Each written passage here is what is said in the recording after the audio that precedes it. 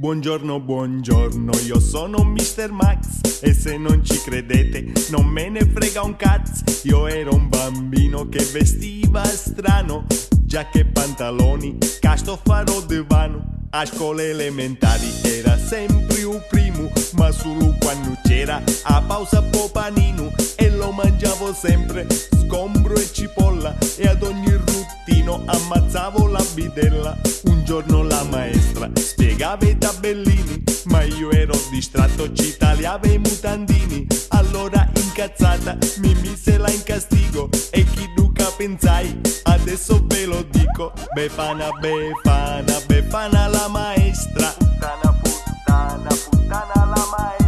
E poi un altro giorno, che c'era geografia, che brutto mal di panza, c'avevo la diarrea. Sudato e disperato, non sapevo come fare. No libri geografia, a fisci ambienti mari.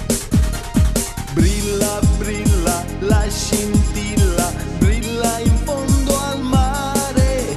Venite bambini, venite bambine, non lasciatevi fregare.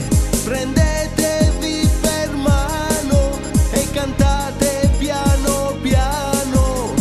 Giro, giro tondo, casca il mondo, casca la terra e tutti giù per terra. Cadono le stelle per San Lorenzo, io sempre ad aspettare come uno stronzo. L'unica cosa vera che ha sempre caria era la dentiera, però non è di mazzia.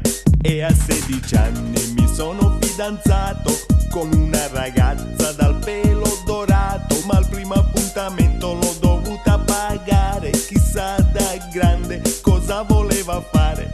Taranana, taranana, la varietà.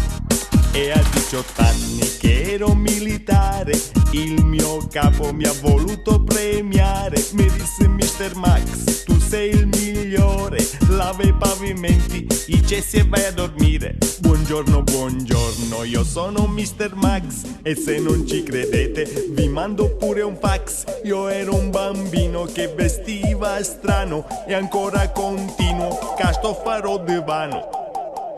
Brilla, brilla, la scintilla,